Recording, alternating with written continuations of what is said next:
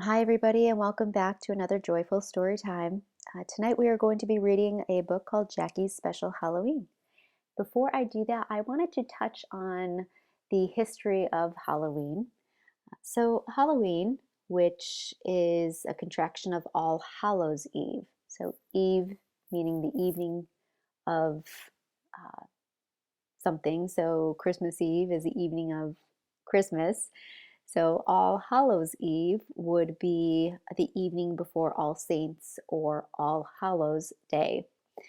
And Halloween has its origins in the Festival of Samhain. And if I am mispronouncing that, I do apologize.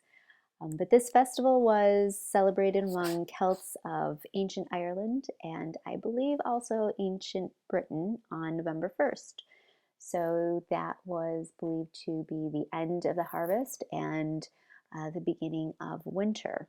And during that festival, it was believed that the souls who had died would return to visit their homes. So people had big bonfires, and that was to frighten away evil spirits.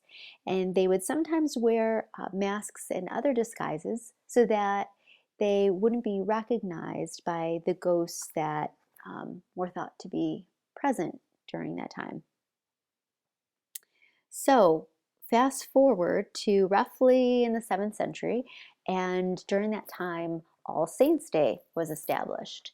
And it was moved to, it wasn't originally on November 1st, but it was later, about a year later or so, moved to November 1st. And which would be the evening of, or the evening before All Saints' Day. And that evening became a holy day or a hallowed day, so thus you have Halloween. I have a picture here of soul cakes, and traditionally on All Souls' Day, um, in exchange for food and alms given to children and the poor, they would pray for the souls of the dead. And later on, a custom, or they started a custom of going door to door. So children and the poor would go door to door to say prayers and sing psalms and songs for the dead in exchange for a soul cake. So that's where we get this idea of trick or treating, going door to door, uh, saying trick or treat and people giving them candy. It comes from that custom of the children and the poor going door to door, singing and praying for the dead in exchange for a soul cake. So I hope you learned something new tonight, and I hope everybody has a safe Halloween, and I will see you next time for another joyful story time. Jackie's Special Halloween. Story by Brenda Castro. Saint illustrations by Maria Boas.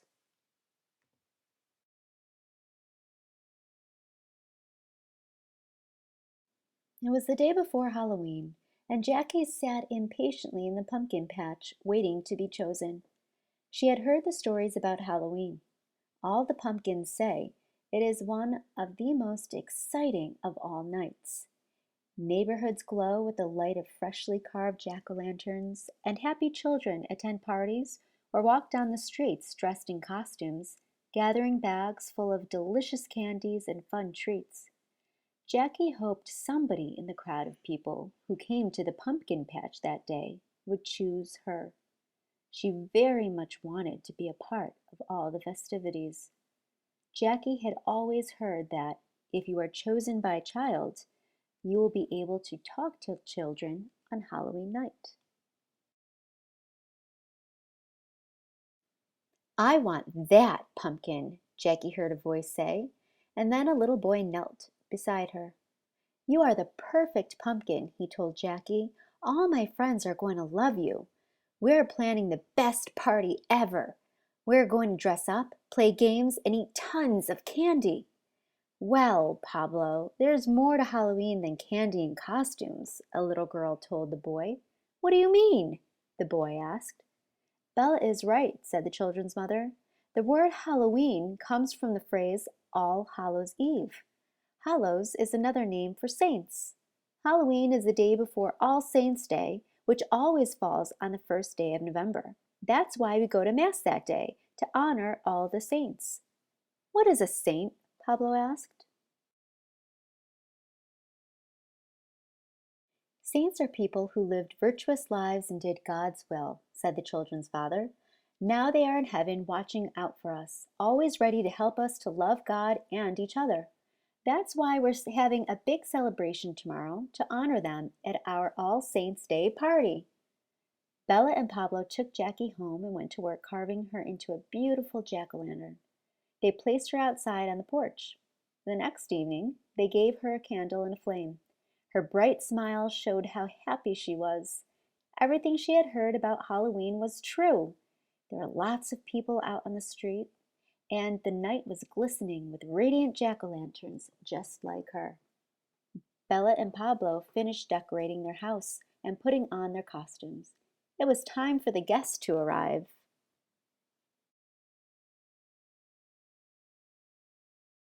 The first was a boy in a brown robe. He had a dove resting on his shoulder. "Who are you?" Jackie asked. "I'm the patron saint of animals," said the boy.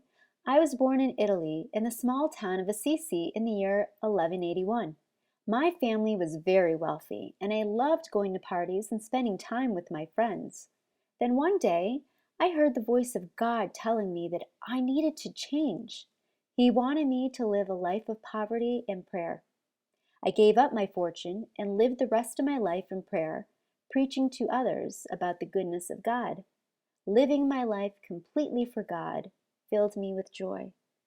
"Wow!" Jackie exclaimed. "Who wouldn't want that kind of joy?" "Exactly," the boy said. "What is your name?" asked Jackie.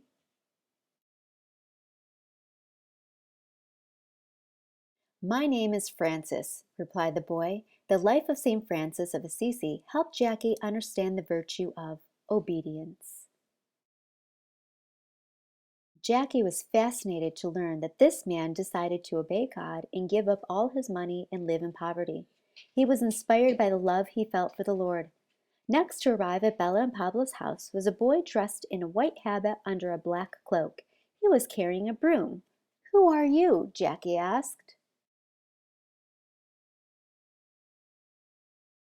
"I was born in Lima, Peru on December 9, 1579, said the boy.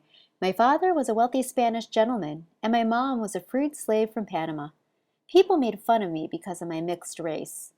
My father abandoned us, and my sister and I grew up with our mom. When I was young, I began learning about medicine and cutting hair, and that's why now I'm the patron saint of barbers. When I was 24, I became a Dominican brother and I volunteered to clean the convent. This broom here is a symbol of my humility and my willingness to do chores that seem unimportant. I also help take care of the sick and the poor." "I'll bet people really loved you," Jackie said. "Yes, I love making people happy, but pleasing God is even better," said the boy. "What's your name?" asked Jackie. "My name is Martin de Porres," replied the boy. St. Martin de Porres' life helped Jackie understand the virtue of humility. She learned that Martin was happy to clean the convent and serve the poor and the sick. Next, Jackie saw a girl and boy dressed in white. The girl's habit had a blue trim. "Who are you?" Jackie asked.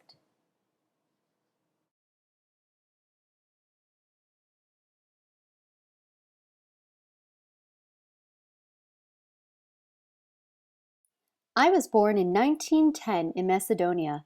When I was 18 years old, I became a nun and was sent to the city of Calcutta in India. A few years later, I felt God was calling me to live my life serving the poorest of the poor, and I founded the Missionaries of Charity.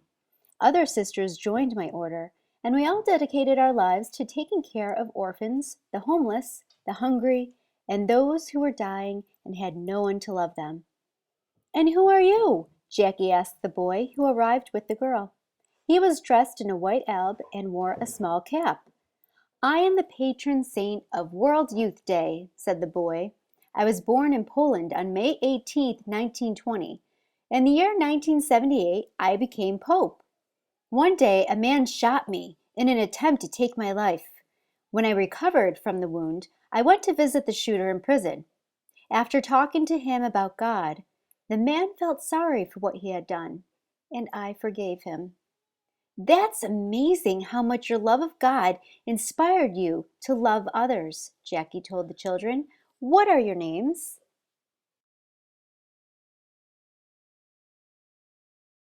My name is St. Teresa of Calcutta, said the girl. Everybody calls me Mother Teresa. The life of Mother Teresa helped Jackie understand the virtue of compassion. The saint spent her life sacrificing for the poor and suffering.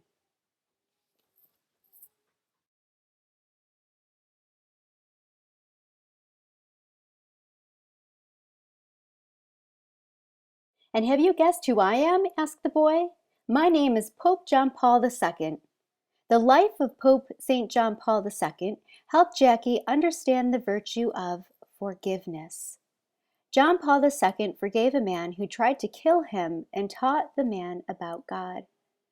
A few minutes later, Jackie saw a girl carrying a rose and wearing a brown dress and a black headpiece.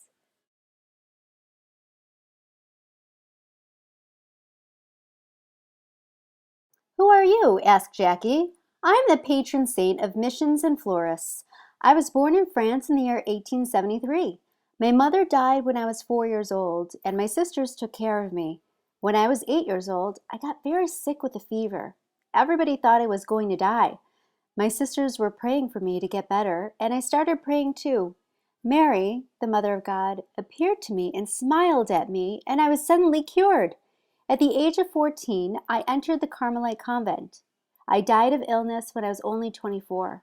I never did great things or had significant accomplishments, but I always followed God's will and did small deeds filled with great love. Love. That sounds like the best way to get to heaven, Jackie said. Yes, that is the way, the girl smiled. What's your name? Asked Jackie.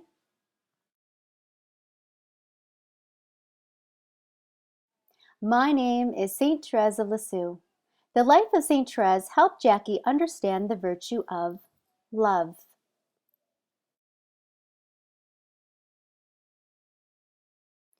Although Therese had no special achievements that made her great in the eyes of the world, she did small acts of kindness inspired by the love she felt for God. Another boy arrived dressed in black and wearing a white beard. He was holding a baby in his arms. Who are you? Jackie asked.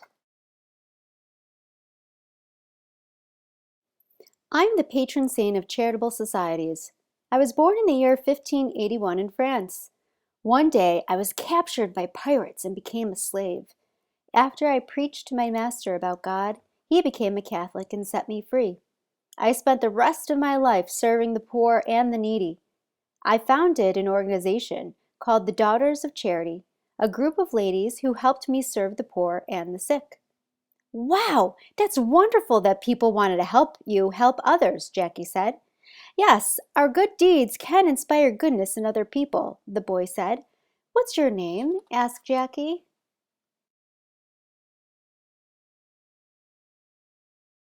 My name is Vincent de Paul, the boy replied.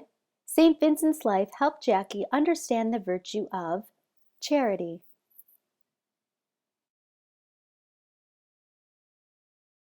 He spent his life clothing and feeding the poor, tending to the sick, visiting prisoners, and caring for the old and for abandoned children.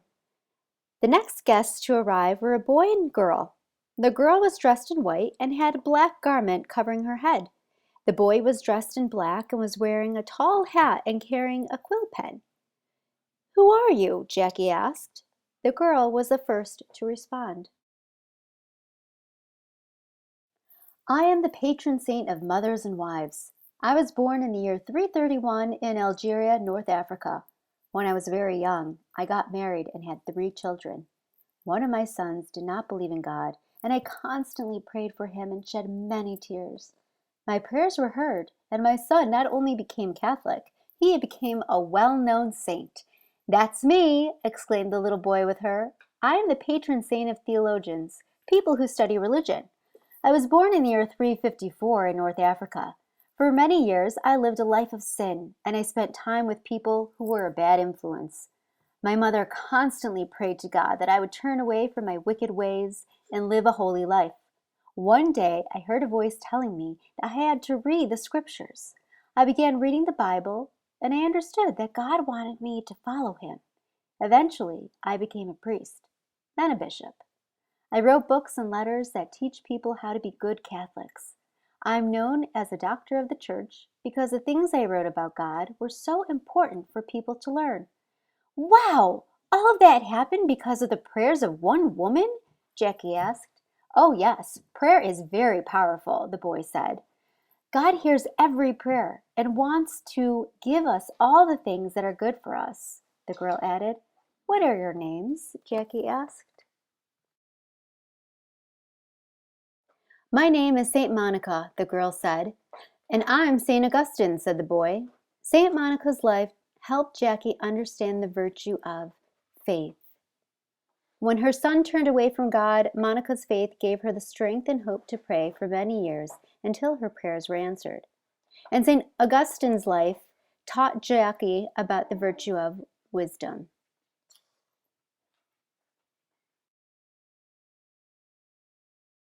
When Augustine began to read the Bible, he turned away from the evils of the world and became wise in his understanding of God. He shared his wisdom with others through his many books and letters. All of the guests had arrived now at the All Saints' Day party, and it was time for the games to begin, so Bella and Pablo passed out pillowcases for the sack race. But Jackie still had two more questions. Pablo, you and Bella never told me about your saints, Jackie said. Pablo was wearing a brown tilma with a picture of a lady on it. The lady appeared to be illuminated by the rays of the sun. I am a saint who was born in Mexico in 1474, Pablo said. I am the patron saint of indigenous people, those whose ancestors have lived on the same land all throughout history. One day, my uncle was very sick, and I went to find a doctor. On my way there, a lady appeared to me. She told me to go talk to the bishop and let him know that she wanted a church to be built in my city. At first, I didn't want to go because I thought the bishop would not believe me. But after he saw her image on my tilma, he knew I was telling the truth. The church was built, and millions of people in Mexico believed and became Catholic. Wow, Jackie exclaimed. That lady must be very special. Who is she?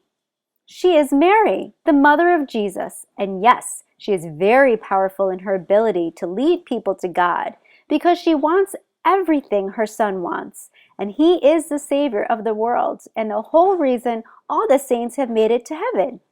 Now I can see why you want to wear that tilma, Jackie said. What is your saint's name?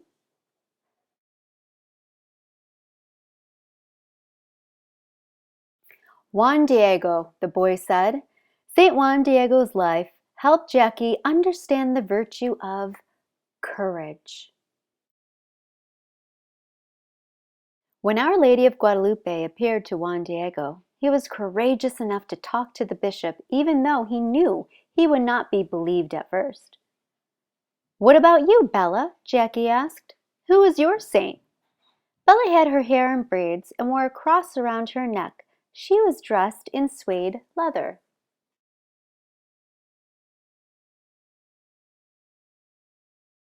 I am the first Native American saint to be canonized, and I am known as the Lily of the Mohawks. I was born in New York in 1656. When I was 4 years old, I got sick with smallpox and my face was badly scarred. When I was young, I felt embarrassed to show my scarred face, so I covered it with a veil. At the age of 19, I became the only Catholic in my village, and I endured ridicule and harassment from non-believers. I was forced to abandon my village and move to a new city to avoid persecution. When I was 24, I got sick and died. That must have been really hard to be the only Catholic, said Jackie. Didn't you feel lonely? Yes, but Jesus was my constant friend, and I knew someday I would live with him forever in heaven, where there is no sickness and no sadness and definitely no loneliness. since there are so many amazing saints there. What is your saint's name? Asked Jackie. Kateri Tekakwitha, Bella said. Tekakwitha is a Mohawk name given to Kateri by her tribe. It means putting things in order. Kateri was certainly good at putting God first. The life of Saint Kateri helped Jackie understand the virtue of sacrifice.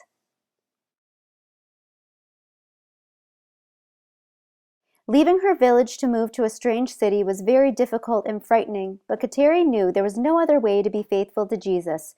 She dedicated her life to prayer and offered her suffering to the Lord. Jackie was beginning to understand that Halloween is not just about dressing up as ballerinas, cowboys, and superheroes. This day is all about the heroes of the faith. Jackie was very inspired, and she too wanted to be special.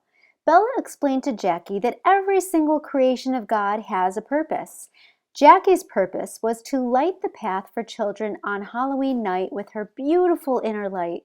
Jackie was very happy to know God created her with something special in mind, and so she was proud to shine her light for all to see.